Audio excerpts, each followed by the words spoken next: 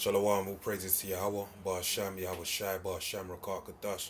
Double honors unto the apostles and elders of Great Millstone who rule well, and Shalom to the hopeful elect. I'm going to get straight into this. Proverbs 9 and 2. I shall start from when wisdom hath builded her house. She hath hewn out her 7 pillars.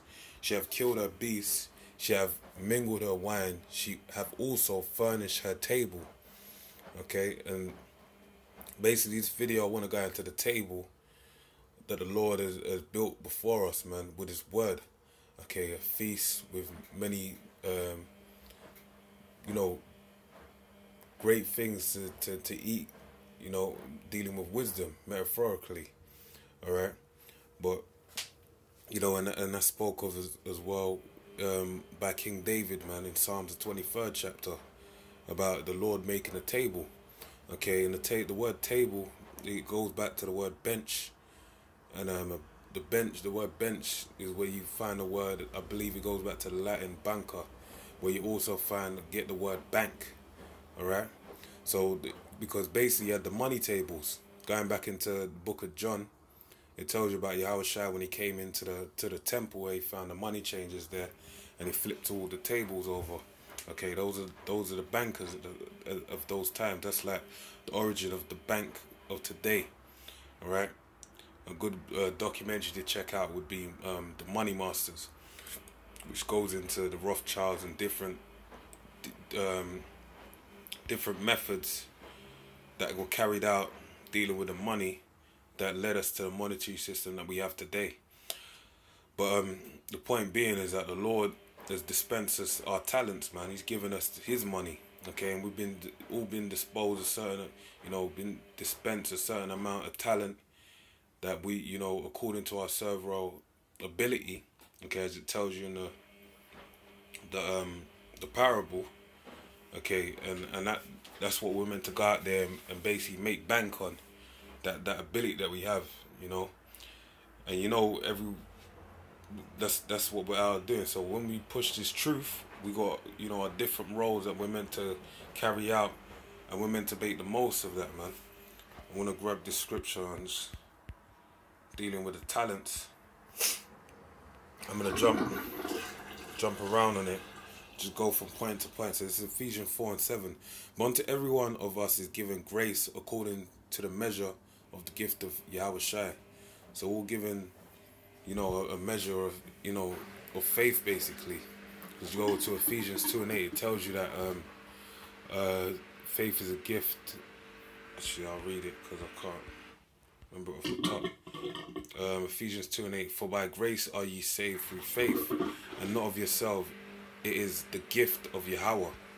Okay, so this is a gift that's been given to us, all right, from Yahweh Shai, and in accordance to the giving that the Lord has given us, we're meant to make good on that, that talent, and then bring back his money with interest.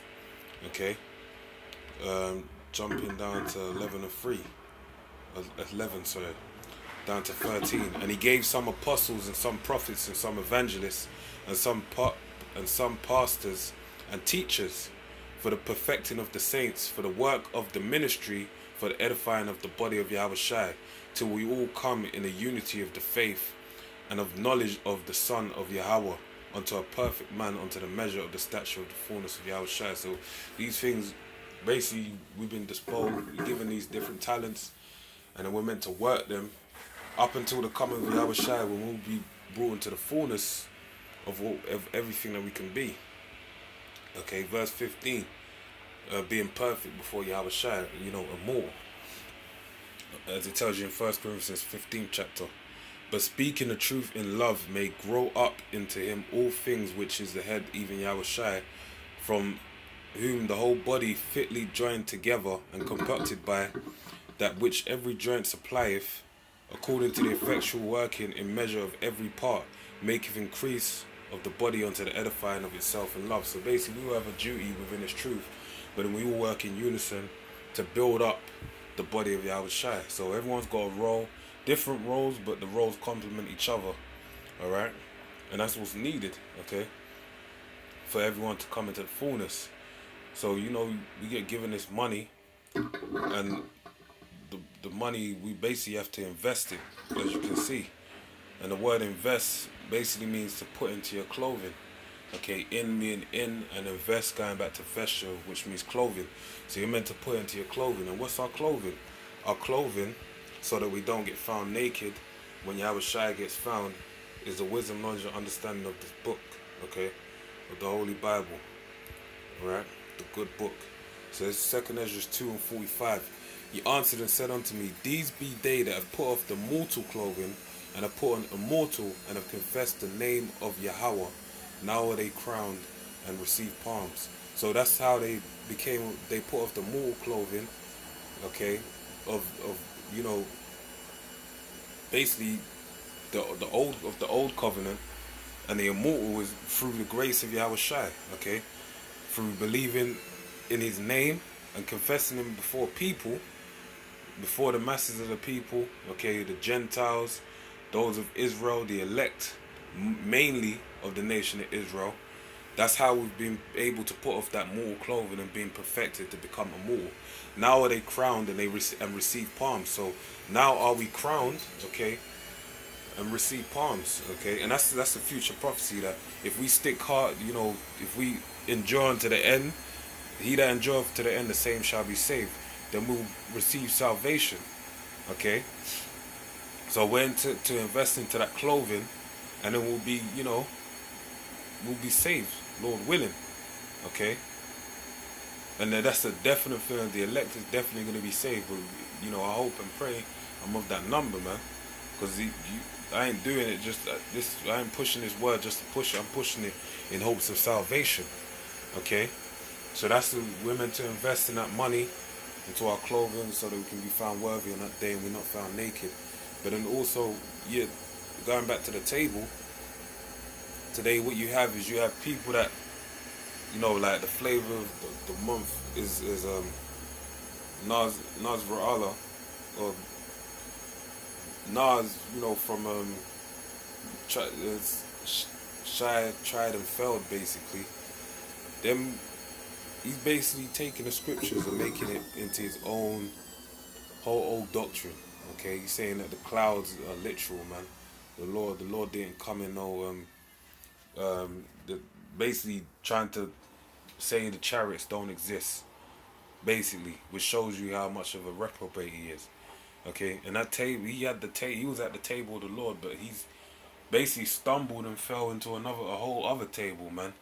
He basically tried to walk into it and stumbled and fell into a table defiled with vomit. All right, this is Romans 11, and I'm gonna read from 7. What then? Israel have not obtained that which he seeketh for, but the election have obtained it, and the rest were blinded. Okay, so the rest were blinded. How were they blinded? By the angel, going back to Isaiah the 6th and 9th chapter, reiterated in Matthew the 13th chapter. Basically, the table was made a snare, and they've been blinded from the faith, alright? According as it is written, Yahweh have given them the spirit of slumber, eyes that they should not see, and ears that they should not hear, unto this day. So they've basically been given, you know, a docile spirit that they can't see these things. And this is going to the point. And David saith, let their table be made a snare, and a trap and a stumbling block, and a recompense unto them. Okay?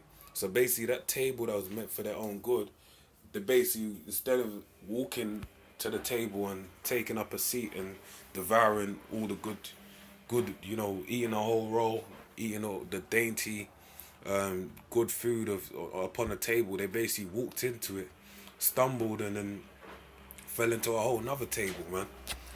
And this is the other table they've walked into. This is Isaiah 28 and 7. And it reads, but they also have erred through wine. Okay, wine basically is alluding to the, you know, philosophies of the world, you know, anything against the scriptures. And through strong drink are out of their way. The priest and the prophet have erred through strong drink. They are swallowed up of wine. They are out of the way through strong drink. They err in vision. they stumble in judgment, for all their tables are full of vomit and filthiness, so that there is no place clean. So they basically walked into that table that's full of vomit. Okay? And that's the same table that the table of the five virgins that were foolish are sat upon, basically, because they ain't got the way of understanding, man. They're blinded, man. All right, the Lord ain't giving them a vision that's able for them to see what it is. So with that, man, that's the point. I pray you edified. Shalom.